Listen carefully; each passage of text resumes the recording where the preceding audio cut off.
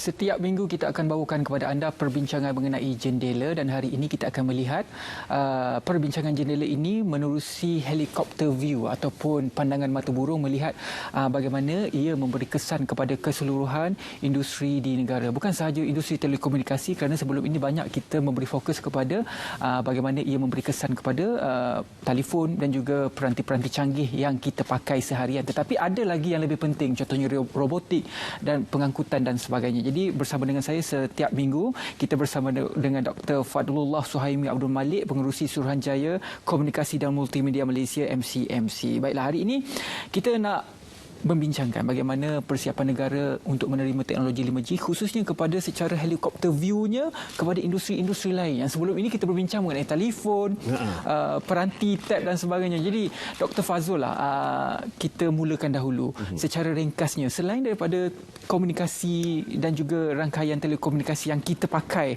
telefon dan sebagainya, apa lagi teknologi-teknologi yang lain yang perlukan teknologi 5G ini dalam industri negara?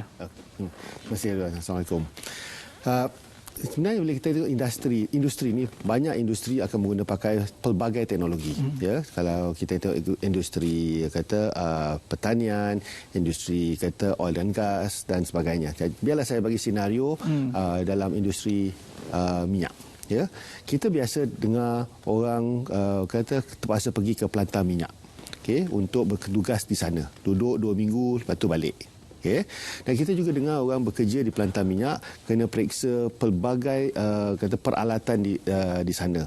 Ianya bahaya ya, dan memakan banyak isu-isu tentang keselamatan juga. Tetapi itulah tugasan seharian seseorang yang bekerja di sana.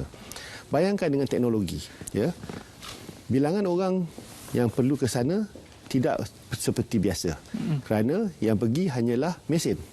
Ya, jadi bila ada mesin, kita boleh hantar drone ke, ataupun kita menggunakan pakai sensor-sensor yang ada di pelantar tersebut.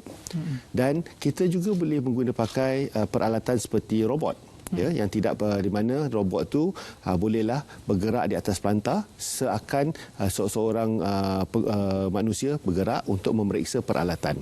Dan kita boleh juga buat pemantauan pelantar tu menggunakan pakai video dan sensor. Jadi ini adalah teknologi yang boleh diletakkan di pelantar untuk mengurangkan bilangan orang ke sana, meningkatkan keselamatan dan mengurangkan kos untuk mendirikan sesuatu pelantar. Ya. Dengan itu, untuk melaksanakan ataupun menggunakan pakai teknologi itu di pelantar tersebut, ia memerlukan satu rangkaian untuk menyambung kepada ibu pejabat. Dan rangkaian itulah yang kita kata rangkaian 5G bersamaan dengan rangkaian fiber optik. Ya, itu yang bila kita cerita 5G industri ini. Bayangkan kalau dulu orang bekerja kat pelantar katalah 200 orang. Sekarang yang perlu kerja kat pelantar mungkin 3-4 orang saja. Ya, jadi kos untuk berniaga tu untuk operasi kurang. Kos untuk membangunkan pelantar pun kurang sebab saiz pelantar tu mungkin akan kecil. Jadi syarikat seperti katalah Petronas, Shell yang memang inilah syarikat-syarikat gergasi dalam industri minyak, mereka tidak akan mempunyai kos untuk beroperasi yang tinggi dengan penggunaan teknologi baru ni. Dan itu hanya satu teknologi. Banyak lagi industri-industri lain yang akan menggunakan pakai teknologi. Ya, jadi pentingnya untuk kita mempersiapkan negara kita ke arah negara yang mempunyai teknologi 5G. Jadi misi untuk menjadikan telekomunikasi sebagai utiliti ketiga kini giat dilaksanakan. Jadi sehingga kini bagaimanakah perkembangan untuk kita capai misi tersebut? Kita memberi ruang untuk mencapai sasaran itu dalam masa 12 bulan. Ini orang kata satu sasaran yang 12 bulan daripada bulan 9 tahun inilah. Okey. Ya. Dan dalam keadaan lebih kurang 4 bulan setelah kita umumkan tentang program ni, alhamdulillah semalam kita telah dimaklumkan yang negeri Pulau Pinang telah menjadikan telekomunikasi ini utiliti ketiga. Okey, jadi Pulau Pinang telah mengorak langkah.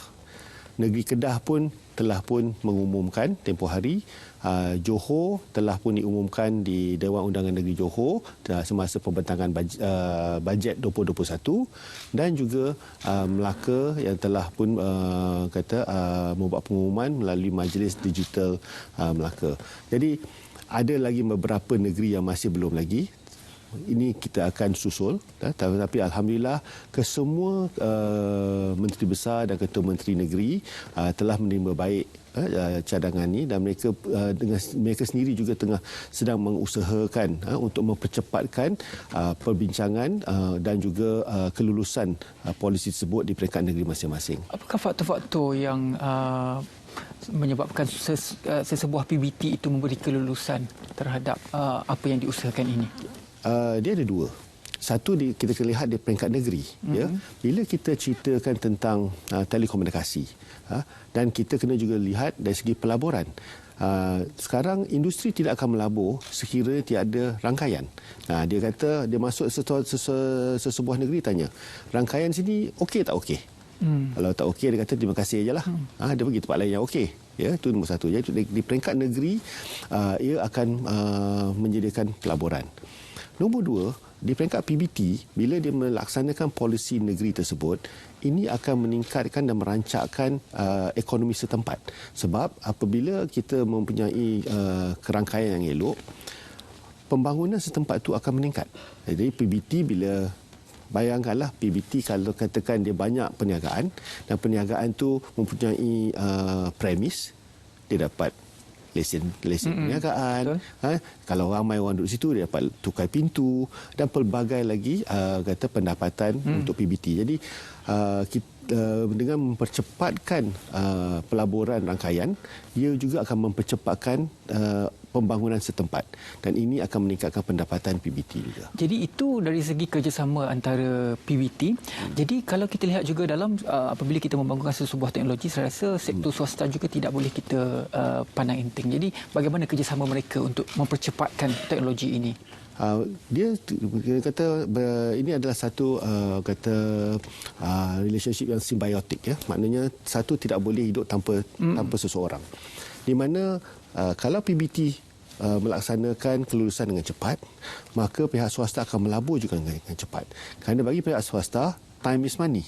Betul. Jadi kalau mereka dapat melabur dengan cepat, maka rangkaian dapat dibangun dengan cepat. Pengguna seperti kita akan menggunakan pakai rangkaian tersebut, maka dia akan mendapat pendapatan. Dan kelulusan PBT yang cepat akan membawa pengguna seperti kita ke kawasan tersebut. Jadi kedua-dua ni akan bermain bersama. Jadi kami di pihak MCMC, ini kita macam jadi Tok Kadi lah. Kita kena pastikan yang ini dengan yang ini boleh bercakap. Bila bercakap tu sama-sama cakap, jangan bercakap. Dan bila mereka dua-dua bercakap, maka pelaksanaan boleh dapat cepatkan. Jadi bagi kami kedua-dua adalah rakan niaga yang akrab. Yang akrab, ya. Kerana tanpa PBT kita tak boleh melaksanakannya di lapangan. Tiada pihak swasta, maka tiadalah pelaburan. Jadi kalau yang ini tak jalan, yang ini tak jalan, kami pun tutup kedai lah. Ya, itu cerita tentang tutup kedai ni. Sebelum tutup kedai itu kita kena tahu jugalah kualiti seorang pengguna. Apabila saya rasa segala jenis teknologi yang telah diadaptasikan di sesuatu kawasan, perlu kita ambil kira di hujungnya sekali bagaimana pengguna itu merasakan kehadiran teknologi tersebut, sama ada yang memberi penambahbaikan terhadap kehidupan ataupun tidak. Jadi bagaimana MCMC melihat perkara ini di hujungnya, yang penting pengguna itu berpuas hati. Ya, sebab kita kata dari awal sekali, kita kata dalam program jendela ni kita akan melihat dari segi kualiti pengalaman. Jadi bila kita kata kualiti pengalaman, apa dia? Seperti tadi kita tengok video Mutu. Ya, Mutu dia boleh duduk ke atas, dia okey. Dia turun bawah ke dapur, tak okey. Maka kualiti pengalamannya di rumah tidak menyeluruh. Okay, jadi tapi dia melanggan sesuatu perkhidmatan, ya. Jadi kita kena juga memberi pendidikan kepada pengguna, apakah mereka perlu lagi menggunakan pakai jadi peranti-peranti lain untuk memastikan pengalaman tu menyeluruh, ya. Jadi macam tadi kita nampak dalam video, kita kata menggunakan pakai mesh wifi di rumah. Jadi dia dapat perkhidmatan jalur lebar talian tetap, tambahkan mesh wifi di rumah, setiap bilik dalam rumah dia akan mendapat sambungan internet yang baik. Jadi pengalaman dia baik di bilik nombor 1 ke bilik ke dapur ke, pengalaman dia serata. Itu dia kata di penghujung, ya. Dan di pihak MCMC, bila orang kita tengok sebagai proxy, kalau pengalaman tu tinggi, pengalaman orang suka, maka kita tak akan komplain. Betul. Jadi bilangan aduan akan turun. Buat masa ni bilangan aduan itu tinggi sebab pengalaman pengguna tidak memuaskan. Dia kata saya nak try ni, tengok video tak jalan. Saya nak call orang, asyik drop. Apa lagi? Komplain lah.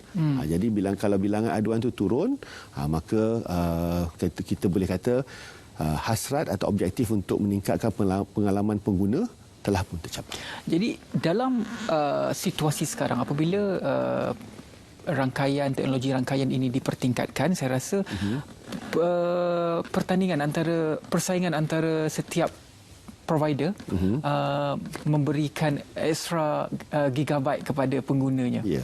Jadi adakah apabila teknologi 5G ini dilaksanakan, ia akan melibatkan peningkatan kos sedikit kepada pengguna ataupun bagaimana ia akan diserap, itu bagaimana?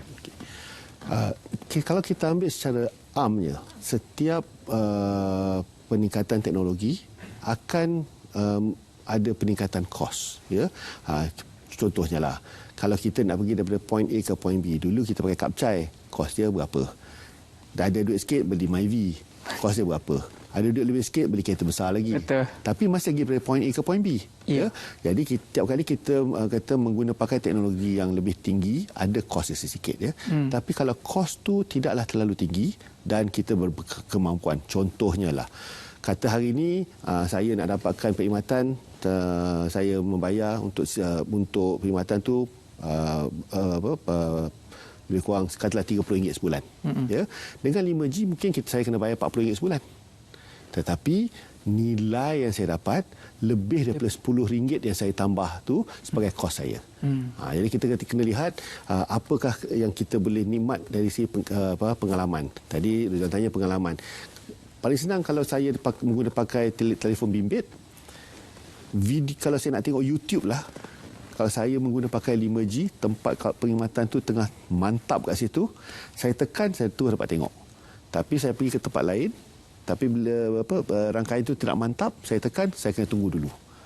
Jadi beza pengalamannya. Jadi kalau kita dapat pastikan pengalaman seperti saya tengok, saya tekan, saya dapat tengok, dapat lihat, maka kalau kita kata bayarlah RM5 lebih sikit, orang tak gaduh.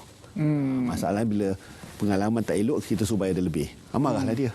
Okey, dalam kita memastikan teknologi 5G ini menyeluruh kepada industri-industri, jadi ada tempat-tempat di Malaysia ini yang boleh dikatakan difokuskan untuk pembinaan teknologi baharu. Contohnya kalau boleh saya katakan macam contoh di Kuantan. Yeah.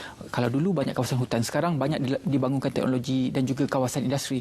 Jadi apakah sebenarnya cabaran dari segi kawasan yang sedia ada dan juga untuk membangunkan teknologi 5G di kawasan yang baru untuk dibangunkan untuk kawasan industri?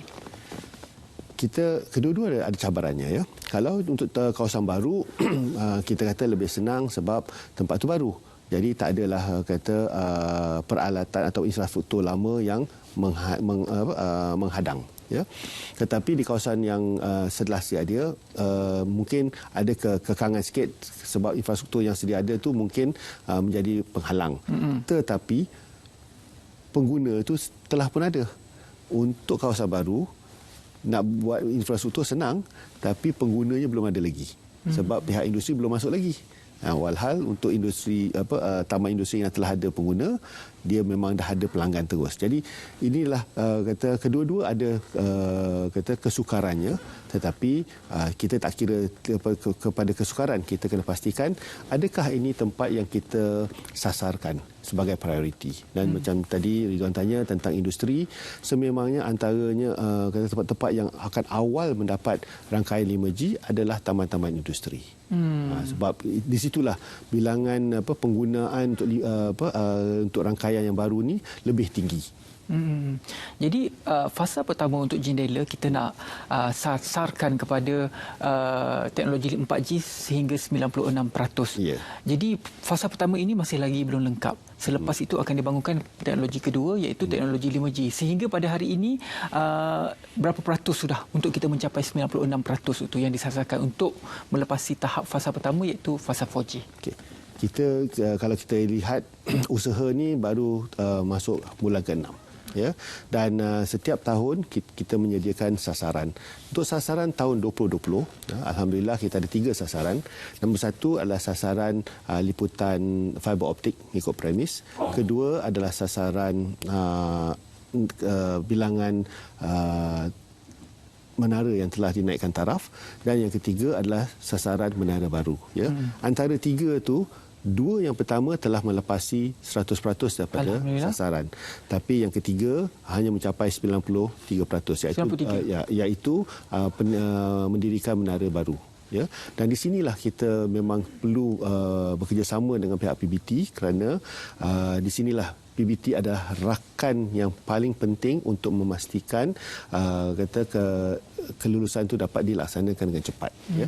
Dan untuk sasaran seterusnya, kita untuk contohnya dalam tahun 2021, saya nak bagi semua sasaran tapi hanyalah bagi satu saja. Contoh sasaran liputan fiber optik mengikut premis, sasarannya tidak kurang daripada 1.2 juta premis untuk sepanjang 2021. Jadi insya-Allah kita akan memastikan sasaran itu dari tahun ke tahun, dan bila kita habis fasa pertama daripada tahun 2022, kita akan mencapai apa yang telah kita sasarkan. Tapi yang lebih penting adalah apabila sasaran-sasaran ini semua dicapai dengan baik dan kadang-kadang melebihi daripada apa yang disasarkan, ini adalah satu petanda untuk kerajaan dan juga industri, iaitu rangkaian 5G boleh dipercepatkan adanya. Kalau dulu masa perancangan kita kata okey, kita siapkan semua ni, ceritalah 5G kita cerita dalam tahun 2022. Dengan kejayaan yang kita ada dalam masa 6 bulan ni, maka kita nampak ada momentum. Maka dengan itu kita boleh mempercepatkan perbincangan dan juga peniadaan rangkaian 5G mungkin lebih awal. Maksudnya dari segi kepakaran itu kita ada untuk kepakaran tak ada masalah, memang kita ada. Yang penting adalah prioriti dan usaha dan fokus sesuatu industri. Ya, dalam konteks ni adalah industri telekomunikasi. Kalau kita suruh dia buat pelbagai benda dalam masa yang sama, dia kata macam kita katalah jack of all trades, master of none. Ya. Jadi kita fokuskan yang untuk Nilu, jadi kita nampak dia bila dia fokus, dia mencapai sasaran dia. Sasaran itu semua bukan sasaran kerajaan. Yang saya bincang, yang maklumkan tadi adalah sasaran pihak industri sendiri. Dan mereka telah mencapai sasaran yang mereka tetapkan sendiri. Dan kami tukang kejar ajalah, dan untuk kita dan juga tolong membantu mempercepatkan penyelenggaraan. Ya, itu dia.